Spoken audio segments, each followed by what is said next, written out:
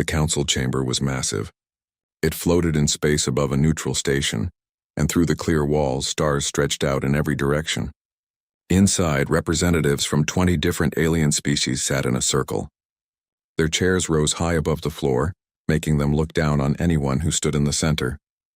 Han Sol stood in that center now. He was a tall man with gray hair and calm eyes. His uniform was simple and dark blue with no decorations or medals.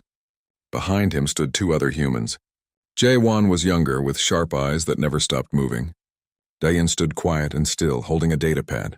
Above them, Velroth spoke. The Vraxian was insect-like, with 4 arms and eyes that reflected light like black mirrors. His voice came through a translator that made it sound cold and mechanical. Humanity has been given a great gift, Velroth said. We allowed you to join the galactic community. We shared our knowledge. We showed you how to travel between stars, and this is how you repay us? By taking resources that belong to the Council? Han Sol did not respond. He simply stood with his hands behind his back, looking up at the Council members. Another alien spoke up. This was Korvan, the Krellian war chief. He was reptilian, with scales that shone green and gold under the lights. His teeth were sharp when he spoke. Your fleets are primitive, Korvan said with a laugh.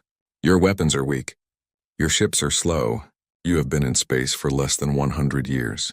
We have ruled the stars for 10,000. You should be grateful we do not simply take everything from you. Other council members made sounds of agreement. Some clicked their mandibles. Others hissed or growled in their own languages. Jae-won leaned close to Han Sol and whispered something. Han Sol nodded slightly but did not look away from the council. Velroth raised one of his 4 arms. The chamber fell silent. The council has made its decision, he announced. Humanity will surrender 70% of all colonized worlds. You will also surrender 70% of all resources currently held in your storage facilities. Your military fleet will be reduced to 30 ships. No more, these terms are final. Final? Han Sol spoke for the first time. His voice was quiet, but it carried through the chamber. Yes, Velroth said. Final. You have 24 hours to accept these terms. If you refuse, the Council will take what it wants by force. Your species is young and weak. You cannot stand against us, Korvan laughed again. I hope you refuse. My warriors need practice. Your little ships will give them something to shoot at. More sounds of amusement came from the council members. Some of them were already standing to leave as if the matter was settled. Da-Yun tapped her datapad twice. She showed the screen to Han Sol. He glanced at it, then looked back up at the council. Ambassador Han Sol, Velroth said. Do you understand the terms? I understand, Han Sol said. Good. Then you will return to Earth and inform your government. 24 hours? Not 1 minute more. Han Sol took a step forward, then another. He walked slowly toward the edge of the circle, his footsteps echoing in the quiet chamber. The council members watched him. Some looked bored. Others looked amused. He stopped and turned back to face them. No, he said. The chamber went completely silent. Even the soft hum of the station's system seemed to fade away. What did you say? Velroth's mechanical voice had an edge to it now. No. Han Sol repeated. We reject your terms. All of them. Korvan stood up from his chair. His scales seemed to darken. You refuse the Council? No species has ever refused the Council. Then we are the first, Han Sol said. His voice remained calm, almost pleasant. You want our worlds? You want our resources? Then come and take them. The chamber erupted. Aliens shouted in dozens of languages. Velroth raised all 4 arms, trying to restore order. Korvan was roaring something about crushing humanity like insects. Han Sol turned to Jae-won. Are our ships in position? Yes, sir, Jae-won said quietly. Every fleet. Every ship. All waiting for your order. Good. Han Sol looked at Da-Un. Send the signal. Tell them we are coming home. Tell them to prepare for war. Da-Yun's fingers moved across her datapad. A moment later, she nodded. Signal sent, sir. Velroth finally managed to silence the other council members. He stared down at Han Sol with those black mirror eyes.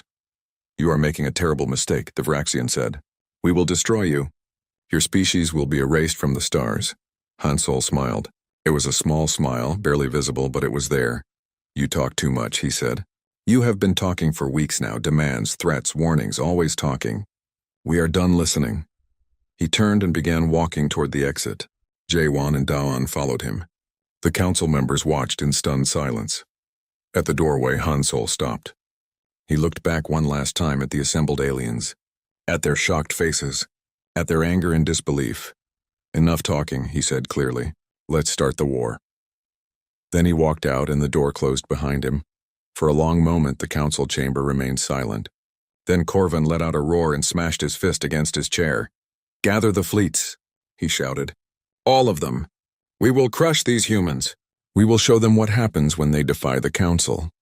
Other voices joined his. War cries in a dozen different languages. Calls for blood and vengeance, but Velroth did not join them. He sat very still in his high chair, staring at the door where the humans had left. Something about Han Sol's smile bothered him. Something about the way the human had walked out without fear. It was the walk of someone who knew something the council did not. Outside the station, Han Sol and his team boarded their ship. It was a small vessel, designed for diplomatic missions, nothing impressive to look at. As they settled into their seats, J1 pulled up a tactical display. It showed the positions of every human ship in known space.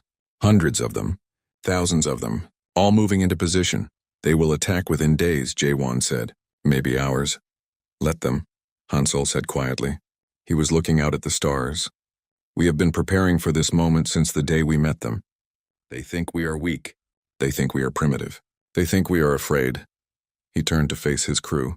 His calm expression had not changed. They are about to learn what humanity really is. The alien fleet came out of hyperspace like a storm. 300 warships, each one larger than anything humanity had ever built. They arranged themselves in formation, blocking out the stars. Their shields glowed with power, their weapons charged with energy that could crack planets.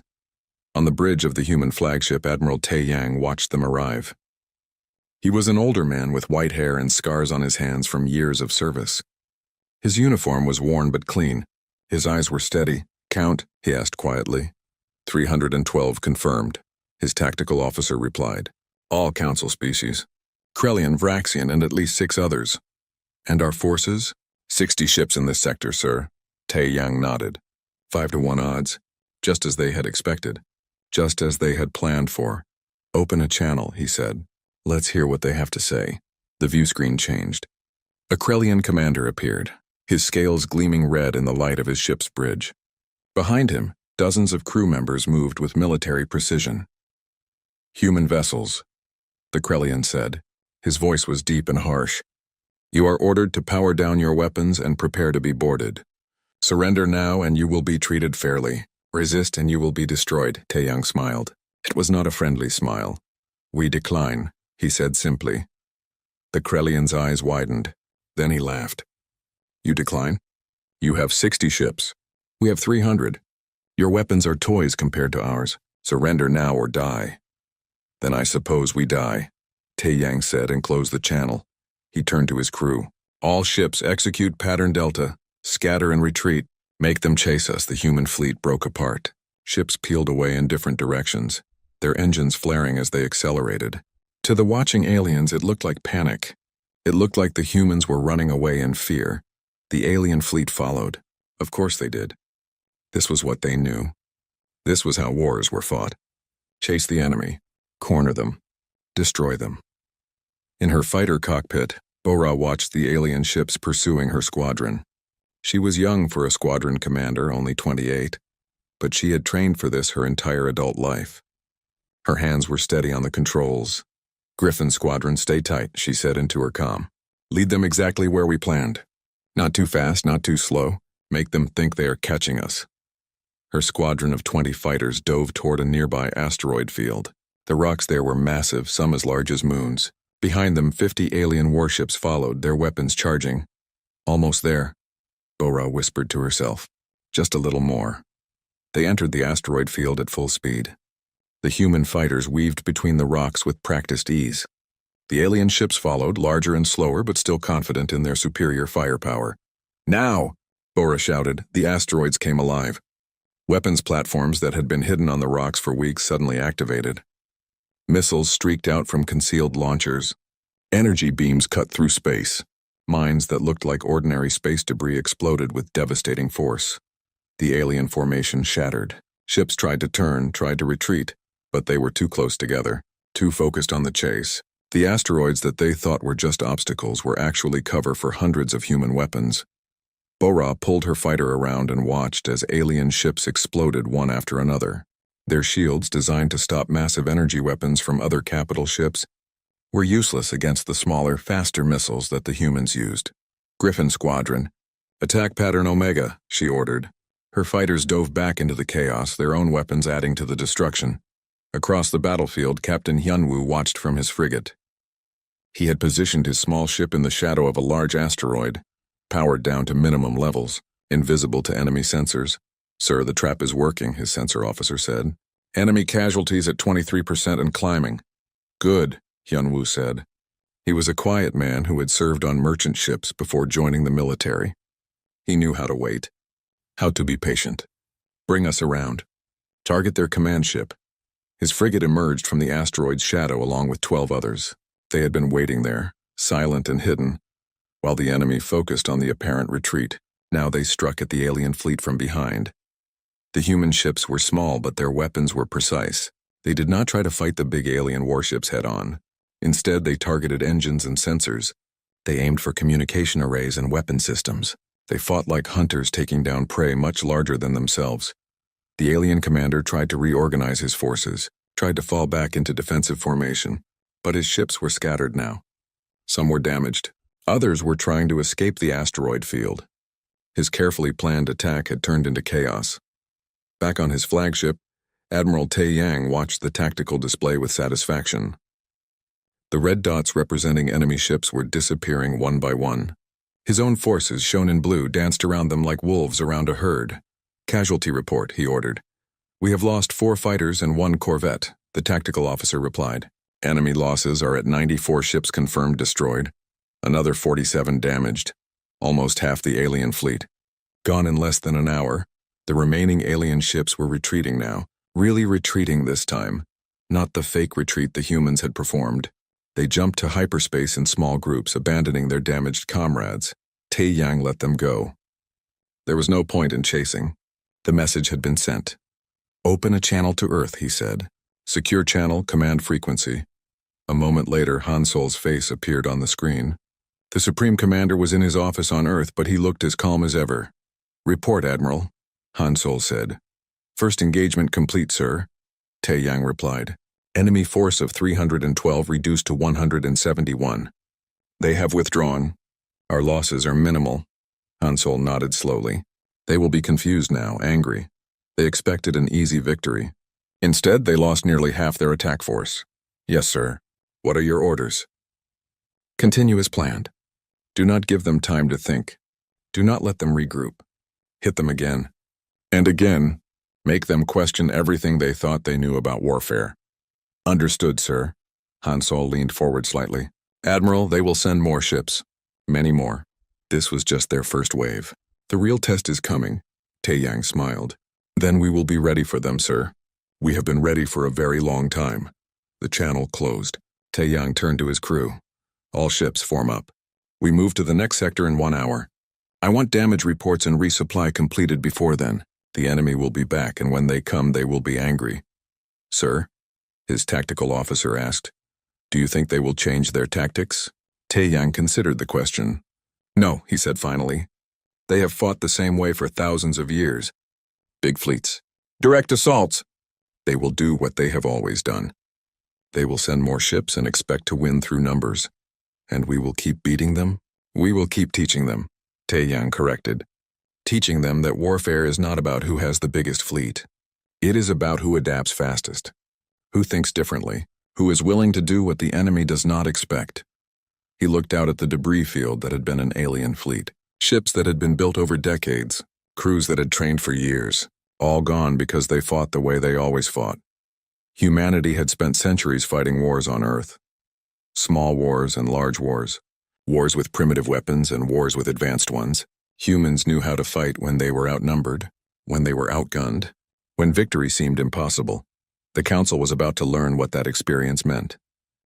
The Council war room was deep inside their largest station. Screens covered every wall, showing battles across dozens of systems. Red lights blinked where human forces had struck. Blue lights showed Council fleets. There were far too many red lights. Velroth stood at the center, his four arms gesturing at different displays. His voice was no longer calm and measured. It was sharp with frustration. "Explain this to me," he demanded. "We sent 5 fleets, 5, each one larger than the entire human military, and they have all been forced to retreat. How is this possible?" Corvin paced back and forth. The Krellian war chief had lost his earlier confidence. His scales looked dull under the harsh lights. "They do not fight like anyone we have ever faced," he said. "They do not meet us in open battle. They hide, they ambush, they strike at our supply lines instead of our warships. This is not honorable combat. Honorable or not, it is working," Velroth snapped. "Our losses are mounting. Theirs remain minimal. We need a new strategy." "We should lay siege to their colonies," Corvin suggested. "Surround them. Cut them off. Force them to surrender or starve." "Do it," Velroth ordered. 3 days later, Council fleets moved to blockade 5 human colony worlds. They formed tight defensive spheres around each planet. No ship could get in or out. Or so they thought. In the darkness between stars, Captain Subin watched the blockade from her stealth ship. The vessel was small, barely larger than a fighter, but it was invisible to every sensor the Council possessed. Subin was thin and quiet, with sharp eyes that missed nothing. She had spent 2 years testing the ship before the war began, learning its limits, understanding what it could do. "Supply convoy approaching," her co-pilot whispered. 6 freighters, 3 escort vessels. "Mark them," Subin said. Her fingers moved across the controls. A targeting laser, invisible and undetectable, painted each ship. Information was transmitted back to waiting human forces. Targets marked. Moving to next convoy route. This was the new pattern. Human stealth ships slipped through Council space like ghosts. They found supply convoys. They located fuel depots. They mapped communication relays. And then other human forces struck fast and hard, before disappearing again. The Council fleets blockading human worlds soon found themselves running low on ammunition, on fuel, on food. Their mighty warships became floating prisons for their own crews. On Earth, Han Sol met with his advisors in a secure conference room. Jaewon was presenting the latest intelligence reports. "The blockades are failing," Jaewon explained. 3 have already withdrawn. The other 2 are requesting emergency resupply. Council morale is dropping significantly. "What about their main battle fleets?" Han Sol asked, holding position in their core systems. "They are afraid to commit them. Afraid of losing more ships." Han Sol nodded. "Good, fear is useful. It makes people think, makes them question their assumptions." Dayun spoke up from her position at the table. "Sir, we intercepted a transmission from the Council. They are beginning to study human military history." "About time," Jaewon muttered. Han Sol smiled slightly. "What did they find?" "Everything," Dayun replied. "They are going through our historical databases, reading about Earth wars, ancient wars, modern wars. They are starting to understand that warfare is not just something humans do. It is something humans have been perfecting for our entire history." Back in the Council war room, Velroth was reading those same reports. His black mirror eyes scanned through files on human conflicts. The Mongol invasions, the world wars, the guerrilla campaigns, the naval battles, the air superiority doctrine, thousands of years of human warfare, millions of battles, countless tactics and strategies, all developed on one small planet by creatures who had been fighting each other since they learned to make weapons. "They were studying us," Velroth said quietly to himself. "The whole time we thought we were teaching them, they were studying us, learning how we fight, finding our weaknesses." A communication came through from one of the retreating blockade fleets. Velroth opened it. The alien commander looked exhausted. "We cannot maintain the blockade," the commander reported. "Our supplies are gone. Our crews are hungry, and we still have not seen the enemy fleet that must be nearby. We are withdrawing before we are destroyed." "Withdraw," Velroth authorized. What else could he say? Corvin slammed his fist against a console. "This is intolerable. We are the Council. We have ruled for 10,000 years. We cannot be defeated by these primitives." "They are not primitives," Velroth said quietly. He was still reading through the human military files. "That was our mistake. We thought advanced technology meant advanced warfare, but they have something we never developed. They have necessity." "What do you mean?" Velroth gestured at the screen showing human history. "Look at their world. One planet. Limited resources. Hundreds of different nations and cultures. They spent their entire history fighting each other. Not for glory or honor, but for survival. Every war taught them lessons. Every defeat made them adapt. Every victory showed them new possibilities. He turned to face Korvan. We formed the council and stopped fighting among ourselves. We grew soft. We followed the same strategies for millennia because they always worked. But humans never stopped fighting, never stopped learning, never stopped improving. Another message came in. This one was marked urgent. Velroth opened it and his eyes widened. It was a recording. Somehow, the humans had intercepted a council military planning session and were now broadcasting it back to them. But there was a message attached. A message from J1. The human appeared on screen. His expression was calm, but his words were sharp. To the Galactic Council, J1 said, you thought you could intimidate us with your numbers, your technology, your thousands of years of history, but you made one critical error. You taught us how you fight. You showed us your tactics, your strategies, your weaknesses. We watched. We learned. We adapted. That is what humans do. We adapt. He leaned closer to the camera. You wanted war. We gave you war, but not the war you expected, not the war you trained for. We gave you a human war, and now you are learning what that means. The message ended. Velroth stood in silence for a long moment. What do we do? Korvan asked. For the first time, there was doubt in his voice. Velroth looked at the tactical displays, at the red marks showing human activity, at the blue marks showing council forces being pushed back system by system. We commit everything, he said finally. All our reserves. Every ship we have. We cannot match their tactics, so we will overwhelm them with pure numbers. Even humans cannot fight an entire galaxy. And if that fails? Velroth did not answer. He did not want to think about what failure meant. The Council had never lost a war, never. In 10,000 years, they had conquered or absorbed every species they encountered, but they had never fought humans before. In her stealth ship, Zubin detected the massive movement of Council forces. Hundreds of ships, thousands of ships, all converging toward human space. They are coming, she reported to command. Everything they have. This is their final push. Han Sol's voice came back over the secure channel. Good, let them come. It is time to show them what we have really been building. Zubin smiled in the darkness of her cockpit. The Council thought they understood now. Thought they had figured out human tactics. They had no idea what was waiting for them. The Council Armada was the largest military force ever assembled in galactic history. Over 2,000 warships from every member species. Enough firepower to shatter planets. Enough ships to block out the sun of any system they entered. They came out of hyperspace in perfect formation. Row after row of massive vessels. Their shields already raised, their weapons already charged. This time there would be no ambushes, no tricks, just overwhelming force. Commander Youngsu watched them arrive from the bridge of his experimental warship. The vessel was new, built in secret over the past 5 years. From the outside it looked like a standard human cruiser. Inside it was something else entirely. Youngsu was in his early 40s with gray starting to show in his dark hair. He had been a test pilot before taking command of this ship.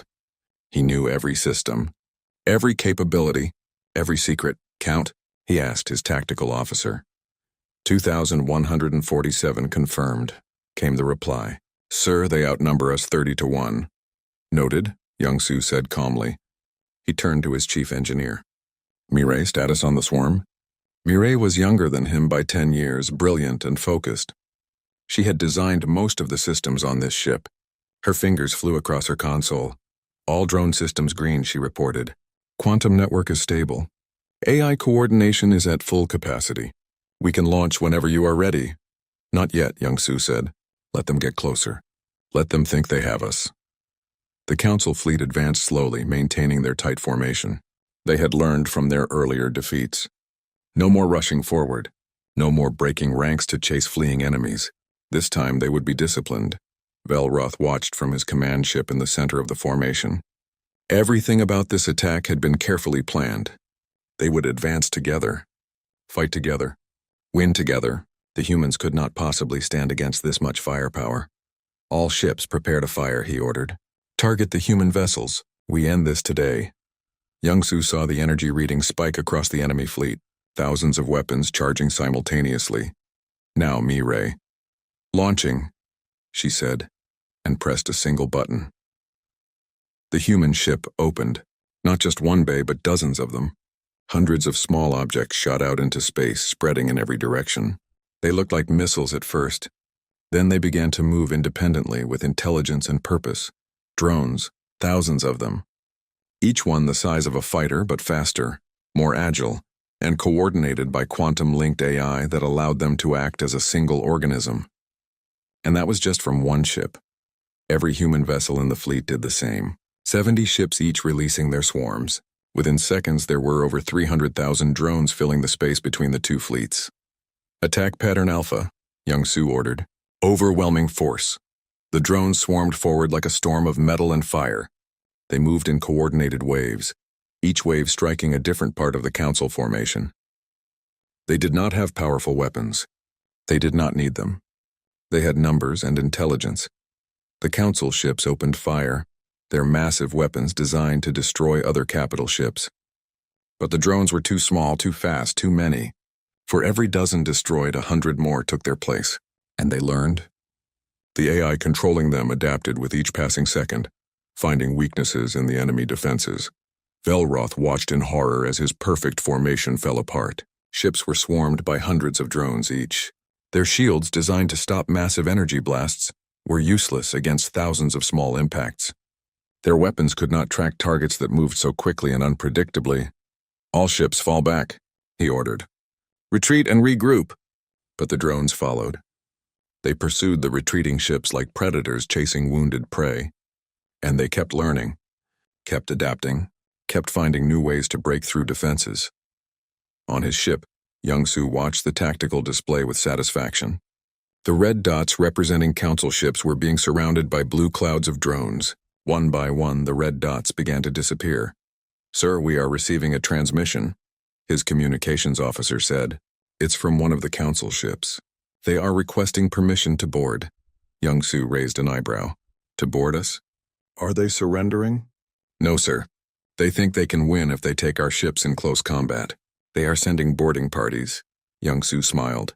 Let them try. Alert Commander Dong-hyun. Tell him he has incoming guests. Deep in the ship, Dong-hyun received the alert. He was a large man built like a fortress with scars from years of combat training. Around him, his Marine squad prepared their equipment. They wore powered armor that made them stronger and faster than any unaugmented being. Their weapons were designed for ship-to-ship combat, and they had trained for this exact scenario hundreds of times. Enemy boarding craft detected, the ship's AI announced. Breaching in Section 7. Let's go, Dong-hyun said. His squad moved through the corridors with practiced efficiency. They reached Section 7 just as the alien boarders cut through the hull. The aliens came in fast, expecting to overwhelm the crew. They were Krellian warriors, the finest soldiers the Council had. Big, strong, and experienced in combat. They lasted less than 2 minutes against Dong-hyun's Marines. The powered armor made the humans stronger. The training made them faster. The experience made them deadly. The aliens never had a chance. Section 7 secured, Dong-hyun reported. All enemy boarders eliminated. No casualties on our side. Similar reports came in from other human ships. Every boarding attempt was repelled. Every alien squad was defeated. In the Council war room, the remaining leaders watched the battle unfold with growing desperation. Their greatest fleet was being torn apart. Their best soldiers were being defeated. Nothing was working. Corvin stood at the tactical display, his hands gripping the edge so hard his claws dug into the metal. He had led the charge for this war. He had promised victory. He had been so certain. We must negotiate, one of the other Council members said, before we lose everything. No. Corvin roared. I will not surrender to these primitives. Send more ships. Send everything. There are no more ships, Velroth said quietly. This was everything. This was our last chance. And we are losing. Then I will go myself, Corvin declared. I will lead the final assault personally. I will show these humans what a true warrior can do. Before anyone could stop him, Corvin left the war room. He boarded his personal warship, rallied what remained of his fleet, and charged directly at Young-Soo's vessel. Young-Soo watched the Krellian command ship approach. It was massive, powerful, and heading straight for him. He's trying to ram us, Mireille said. No, Young-Soo said. He's trying to prove something. Show that courage and honor matter more than technology. Focus all drones on that ship. Take it down. The drones swarmed Korvan's ship like flies on meat. They hit it from every angle, overwhelming its defenses through sheer numbers. The great warship's shields flickered and failed. Its armor cracked. Its engines died. Korvan's last transmission was a war cry in his native language. Then his ship exploded in a ball of fire that could be seen across the battlefield. The remaining council ships stopped fighting. They simply stopped. Without orders. Without coordination. They just drifted in space waiting. In the war room, Velroth stared at the display showing where Korvan's ship had been. The Krellian had been his rival for years. They had disagreed on nearly everything. But he had been brave. He had believed in the council's superiority until the very end. Call for a vote, Velroth said quietly. We must decide if we continue this war or seek peace. The vote was quick. 7 members voted to seek peace. 5 voted to continue fighting. It was enough. Velroth composed a message to the humans. His hands, all 4 of them, shook slightly as he typed. To the human leadership, the message began. The Galactic Council requests an immediate ceasefire and wishes to discuss terms for peace. We acknowledge that we underestimated your capabilities. We are prepared to negotiate in good faith. He sent the message and waited. In the silence of the war room, surrounded by displays showing the destruction of their fleet, the council members waited to see if humanity would show them mercy, or if the war would continue until the council was completely destroyed. The neutral space station looked the same as it had 2 months earlier. The same walls, the same stars visible through the windows, the same council chamber, but everything else had changed. Hansel walked through the corridors with Jaewon and Daun beside him. Behind them came an honor guard of human marines in full-powered armor. The message was clear. Humanity came from a position of strength. They entered the council chamber. It was different now. The high seats where the aliens had looked down on them were empty. Instead, a simple conference table had been set up in the center. Equal seating for everyone. Velroth was already there, along with representatives from the other council species. They looked tired, defeated. Some of them could not meet Hansol's eyes. Ambassador Hansol, Velroth said formally, thank you for agreeing to meet with us. Hansol nodded and took his seat. Jaewon and Daun sat on either side of him.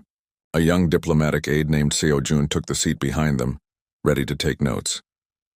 You requested this meeting, Hansol said. I am listening. Velroth's forearms moved in what might have been a gesture of submission. The council acknowledges that we were wrong. We underestimated humanity. We were arrogant and foolish. We ask for peace. Peace, Hansol repeated. That is interesting. 2 months ago you demanded our surrender. You wanted 70% of our territory. You threatened to destroy us if we refused. Now you want peace. One of the other council members, a tall insectoid creature, spoke up. We made mistakes. We are willing to make amends. What are your terms? Hansol gestured to Jaewon, who pulled up a document on his tablet and projected it onto the table for everyone to see. These are humanity's terms for peace, Jaewon said. First, complete mutual non-aggression. Neither side will attack the other for any reason. Second, full trade rights for human merchants in council space. Third, reparations for the damage caused during the war. Fourth, recognition of human sovereignty over all currently held territories. The council members looked at each other in confusion. One of them spoke, that is all? You do not demand our surrender? You do not want to take our worlds? Our resources? No, Hansol said simply. But you won, another alien said. You destroyed our fleets. You proved your military superiority. You could demand anything. Why do you not? Hansol leaned forward. Because we never wanted this war in the first place. You forced it on us. You thought we were weak and tried to take advantage. We proved you wrong. But that does not mean we want to become conquerors. Velroth studied the human leader carefully. I do not understand. Every species in galactic history has sought power, dominance, control. It is the natural way of things. Why are humans different? Seojun, the young aide, spoke up unexpectedly. May I answer that, sir? Hansol nodded. Go ahead. As Seojun stood and addressed the council. His voice was steady despite his youth. Humans have spent thousands of years building empires and watching them fall, he explained. We have seen what happens when one group tries to dominate all others. It never lasts. It always ends in rebellion and bloodshed. We learned that lesson over and over again on our own world. He walked around the table, making eye contact with each council member. What we want is peace through strength, not domination. We want to be strong enough that no one dares attack us, but we do not want to rule over others. That is not victory.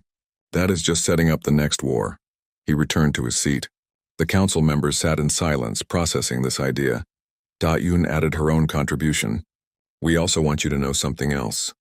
We could have targeted your homeworlds. We had the capability. Our stealth ships mapped every major population center in council space. We could have destroyed them at any time. She paused to let that sink in. But we chose not to. We fought your military. We destroyed your fleets. We defeated your soldiers. But we never once targeted civilians. We never threatened your people, because that is not who humans are. One of the council members made a sound that might have been awe or fear. You had us at your mercy and showed restraint. Why? Because mercy is strength, Hansol said. Anyone can destroy. It takes real strength to show restraint, to win and then offer peace instead of revenge. He stood and walked to the window, looking out at the stars. We proved we can fight, he continued. We proved we can win. Now we want to prove we can coexist, that we can trade, that we can share knowledge, that we can be neighbors instead of enemies. Velroth stood as well. The council accepts your terms, he said formally. All of them. We will sign the treaty immediately. There is one more thing, J1 said. We propose a defensive alliance. If any external threat attacks the council, humanity will assist in the defense. In exchange, the council will do the same for human worlds. The council members looked at each other in surprise. Then one by one they nodded. Agreed, Velroth said. The council would be honored to have humanity as an ally. The treaty was drafted quickly. Both sides signed it with formal ceremony. When it was done, the council members began to file out of the chamber. Velroth lingered behind. When only he and Hansol remained, he approached the human leader. May I ask you something personal? The Vraxian asked. Of course. Did you plan this from the beginning? When you first met the council, did you already know it would come to war? Hansol smiled. It was that same small smile from 2 months ago. We prepared for every possibility, he said. We hoped for peace. We planned for war. We built our fleets in secret. We developed our tactics. We studied your military history and found your weaknesses, all while pretending to be grateful students learning from the wise council. He turned to face Velroth directly. You chose to make demands. You chose to threaten us. You chose war. We simply chose to win it. Velroth was quiet for a moment. Then he made a gesture of respect with all 4 arms. I understand now why we lost, he said. We thought we were fighting a war. You were teaching a lesson. Exactly, Hansol agreed. And now that the lesson is learned, we can move forward. As allies, as partners, as equals. They shook hands, or the equivalent with Velroth's multiple limbs. Then the Vraxian left. Hansol stood alone in the council chamber for a moment, looking at the table where the treaty had been signed. J1 and Da-Yun came back in. It is done, sir, J1 said. We have peace. Yes, Hansol agreed. Peace that will last because it was earned, not demanded. They respect us now. They fear us a little. But more importantly, they understand us. Do you think there will be more challenges? Da-Yun asked. Other species who might test us? Perhaps, Hansol said. But now the word will spread. The council attacked humanity and lost. Other species will think carefully before making the same mistake. They walked toward the exit together. Outside, the human fleet waited in formation. Powerful, ready, but at peace. As they boarded their ship, Seojun asked a question. Sir, if you knew we could win, why did you offer such generous terms? We could have demanded much more. Hansol settled into his seat as the ship prepared to depart. Because, Seojun, the goal was never conquest. It was never about proving we are better than them. The goal was to establish that humanity will not be pushed around, that we will defend ourselves, that we are equals in this galaxy, not subjects. He looked out at the stars as the ship began to move. Sometimes the best victory is not crushing your enemy. It is turning your enemy into an ally, making them see you as a partner instead of a threat. That is how you build lasting peace. The ship jumped to hyperspace, leaving the neutral station behind. Back on Earth, celebrations had already begun. The war was over. Humanity had won, But more than that, humanity had proven something important. They had shown the galaxy that they belonged, that they were not newcomers to be exploited, that they were a force to be respected. The Council had asked for war, expecting an easy victory. Instead, they got a lesson in what it meant to fight humans. A lesson about adaptability, about innovation, about the difference between having powerful weapons and knowing how to use them. They had learned that warfare was not about size or age or tradition. It was about thinking, about learning, about being willing to do what others would not expect. And they had learned that humanity, despite being young by galactic standards, had been perfecting the art of war for thousands of years. That every conflict in human history had taught lessons, that every defeat had led to adaptation, that every victory had led to new strategies. The Council thought they were starting a war. Humanity knew they were teaching a lesson. They asked for war. Humanity gave them a lesson instead.